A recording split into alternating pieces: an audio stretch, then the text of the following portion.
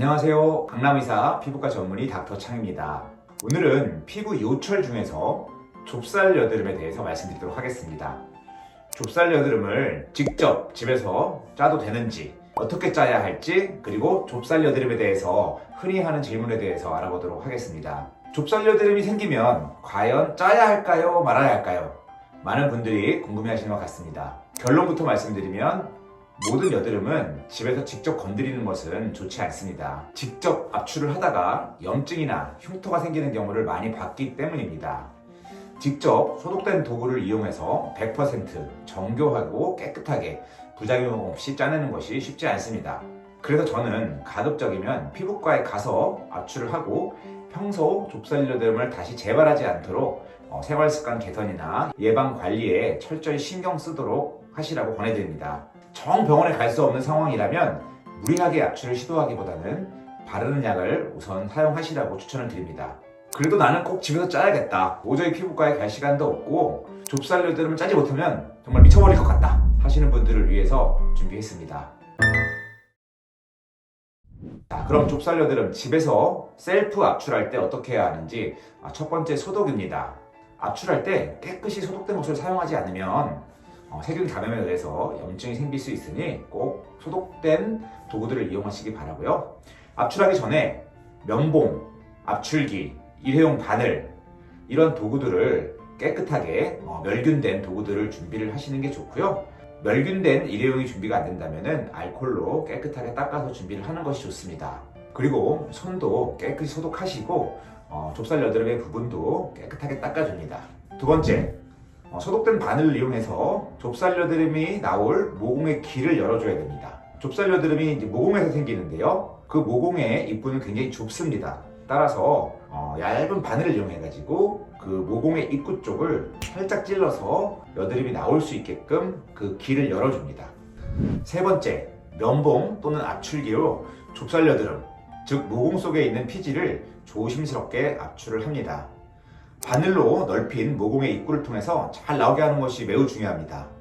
주의할 점은 면봉 압출기를 이용해서 갑자기 순간적으로 강력하게 압력을 주게 되면 안 됩니다. 모공의 벽이 터지거나 상처가 나지 않도록 살살 천천히 압출해서 피지가 나올 수 있도록 해줍니다. 너무 강하게 압력을 줘서 모공의 벽이 터지면 염증이 커지거나 흉터가 발생할 수 있습니다. 자, 그럼 이제 많이 하는 질문들에 대해서 알아보겠습니다. 짜도 잘 나오지 않는 좁쌀 여드름은 어떻게 하나요? 짜도 잘 나오지 않는 여드름이 있습니다. 병원에서 압출을 하더라도 잘 나오지 않는 경우가 있습니다. 잘 나오지 않는 여드름을 무리하게 압출하려다가 오히려 상처를 발생해서 흉터로 이어질 수 있기 때문에 잘 나오지 않는 것은 너무 무리해서 짜지 않도록 주의하십시오. 최악의 경우는, 어떤 경우는 여드름이 잘 나오지 않는다고 해서 그냥 뜯어버리는 경우가 있습니다. 이렇게 손톱으로 뜯으면 상처가 나고 결국에 붉은 홍반과 색소 침착이 굉장히 오랫동안 지속될 수 있기 때문에, 나아가서는 흉터도 생길 수 있기 때문에 손톱으로 뜯는 경우는 꼭 피해 주십시오. 다음 질문은, 좁쌀 여드름이 염증성 여드름으로 변하기도 하나요? 네, 좁쌀 여드름은 염증성 여드름으로 변할 수가 있습니다. 좁쌀 여드름의 정확한 용어는 면포입니다. 이 면포에 여드름균 등이 증식하고 작용을 해서 염증이 생기는 경우에는 염증성 여드름으로 발전할 수가 있습니다.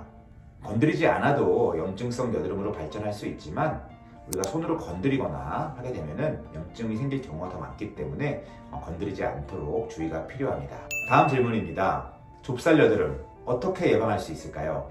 좁쌀 여드름을 예방하는 방법은 좁쌀 여드름이 생기는 원인을 잘 알고 그 원인을 피하는 것이 중요합니다. 좁쌀 여드름이 생기는 원인은, 첫 번째는 피지가 과다한 경우, 두 번째는 피지가 잘 배출되지 않고 모공이 막히는 경우, 피지가 배출되지 않고 그것이 좁쌀 여드름이 되는 것입니다. 피지가 많이 만들어지는 경우는 어떤 경우일까요?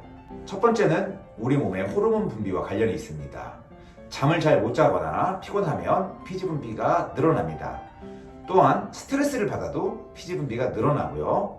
특히 여성의 경우 생리 주기가 다가올수록, 배란기 이후 생리 주기가 다가올수록 피지 분비가 늘어나서 트러블이 잘 생깁니다. 피지 분비를 늘릴 수 있는 두 번째는 음식입니다. 혈당을 빨리 올리는 음식은 흰 쌀밥, 밀가루, 빵이나 과자, 사탕 등의 단 음식 등이 있을 수 있겠습니다. 따라서 피지 분비를 늘릴 수 있는 생활 습관을 피하시는 것이 좋습니다. 수면을 충분히 취하고 가급적이면 스트레스를 멀리하고 혈당을 급히 올릴 수 있는 단 음식이라든지 밀가루, 탄수화물 계통의 음식들을 조금 자제하는 것이 좋겠습니다. 다음으로는 모공을 막아서 피지가 잘 배출되지 않는 이유입니다.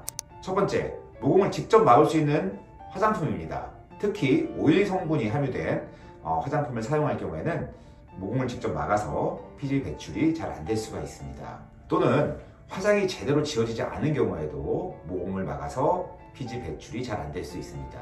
두 번째로는 피부 자극으로 인해서 모공이 막힐 수가 있습니다. 특히 민감한 피부에서 잘 맞지 않는 화장품을 사용할 경우에 피부에 자극이 돼서 피부가 미세하게 부어오르면서 모공이 막혀서 피지가 배출되지 않을 수가 있습니다. 피부가 민감한 분들은 발랐을 때 따갑거나 간지러움 또는 불금증이 생기는 그런 화장품은 좀 피하시는 것이 좋습니다. 정리해보면 피지 분비를 늘리는 생활습관 또는 모공을 막을 수 있는 생활습관 좀 피하시는 것이 좋겠습니다. 자, 오늘은 여드름 집에서 직접 압출하는 방법과 흔히 하는 질문에 대해서 알아봤습니다. 좁쌀 여드름 때문에 고생하시는 분들에게 도움이 됐으면 좋겠습니다. 감사합니다.